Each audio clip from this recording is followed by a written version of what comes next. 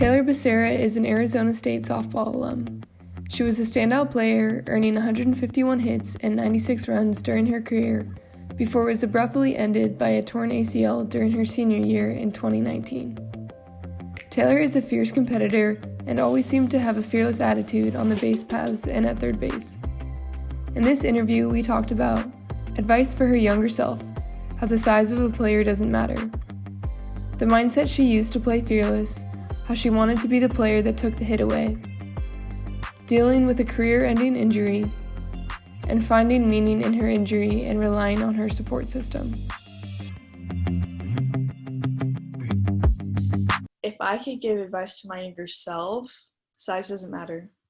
Size does not matter, okay? I'm 5'6", I weigh 120 pounds. I didn't play third ever until I got to college. I was a middle infielder.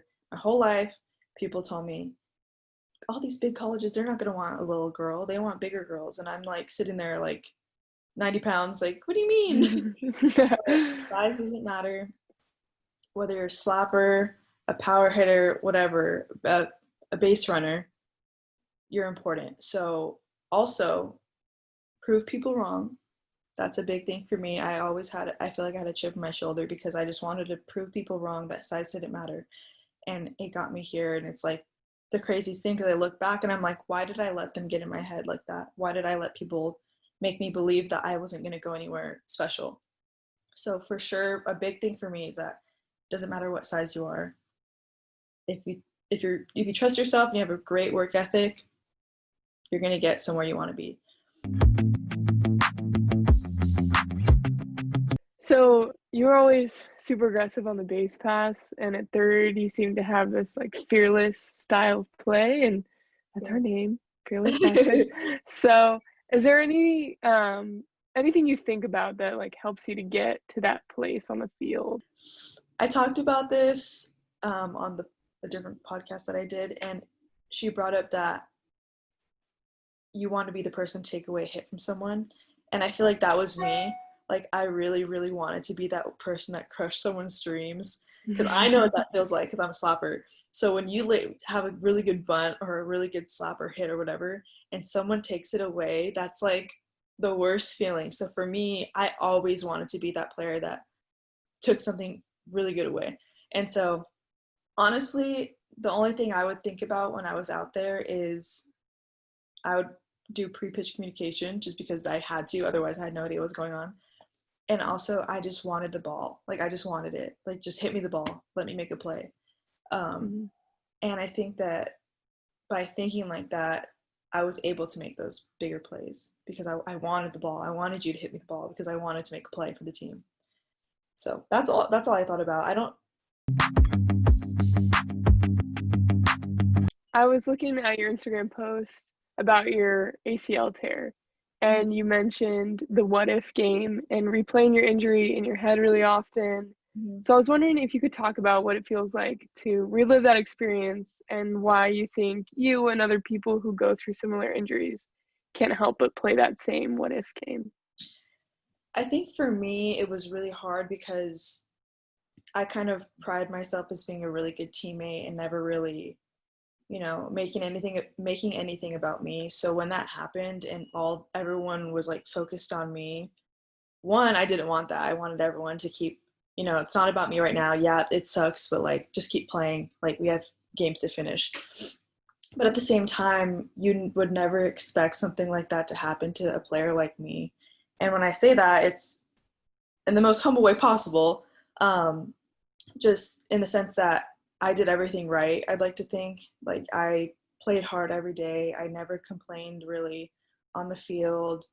I was just a good teammate. So when something like that happens, it's like, why that type of player? Why did this happen? And in general, why would it happen to anyone? But that's one thing that a lot of people kept saying to me, like, you are one person that would never deserve that to happen to you, especially in your senior season. So one day you could be playing, the next day you can't, like, you're going to be done. So you never know what's going to happen, which is why it kind of bugs me a lot when I see players kind of take days off. Like, they kind of, I can get away with not trying hard today. And it's like, you never know when you're going to be done. So why do that? So you said that like after taking a year to reevaluate, you know, you can say that this is where you're meant to be and who you're meant to be surrounded by. So what makes you feel that closure so confidently? So I actually went back home after my lease was up that year of getting surgery and stuff. So I got surgery in May of 2019, and then I moved back home because my lease was up in like August. So I stayed in Arizona for like maybe a month after surgery just to like get started with rehab. And then when my lease was up, I moved back. So when I was home, I didn't really have anyone like that was close to me like that understood what I went through, that understood why, you know, certain things get to me a little bit more than others. So I just wasn't happy at home, and I would come visit Arizona a lot, and I wanted to find a way to get back out here so bad. I was like, Mom, I don't know what I have to do, but I'm going to move back because I can't be here. Like, I love you guys, but I just need to find a way to get back to Arizona. Like, that's where I'm meant to be. That's where I want to be. So I'm going to go visit. I'm going to figure it out. And kind of like sat down with my roommate now, and I was like, I need to figure out how I can get back out here. Like, I love being out here. I feel like this is where I'm supposed to be. So like, let's try to figure something out. So the next month, maybe like half a month after that conversation, something had happened where she needed a roommate like the next week. And I was like, Mom, like this, I have to do this. I had no stable job. I was just giving lessons, you know, like barely giving lessons. So I was like, this is my opportunity. Like, I have to go out there. I will find something to do out there. I will get a job. I don't care. I'm going back out there. I don't know how I convinced her, but that next month I came out here, and I think it took me like a solid week before I had a mental breakdown, because I was like, I don't know what I'm doing. Why did I do this? Like, I need to make money. So I like literally took a stress nap. When I woke up, I was like, I'm going to post that I'm back, see who wants lessons. And in the span of a week, I was like, I had people lined up. So when that all got, you know, fell in order and got in line, I was like, okay, like I'm fine. And that was in February. So that was like maybe the beginning of February that happened. Now it's like, I have gotten so many opportunities to work with teams, to talk to people, to go help out with other things. And I feel like if I never took that leap of faith, I wouldn't be here, and I wouldn't be as happy as I am. I get to hang out with my friends all the time. They're all alumni. Like, we're still around the game, like I said.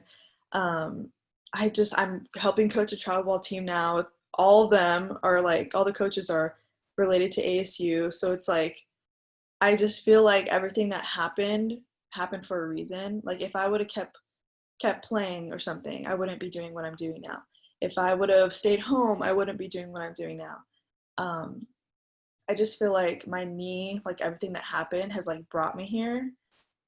And like, I'm sitting here and it's like, if I didn't choose to make something happen, I wouldn't be here right now. And it's like, that gets me choked up sometimes, because I'm just like, why was I so unhappy there? And it's because I didn't have my people. I didn't have my support system. All my friends are Marissa Stankiewicz, Brinley Steele, Dale Rindak. Like, all of us are literally alumni. Brio.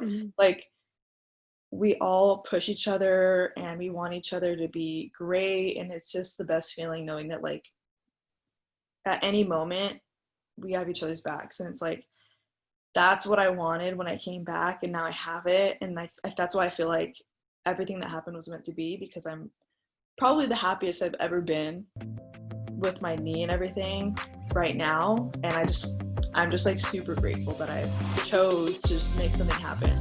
Thank God it worked out, but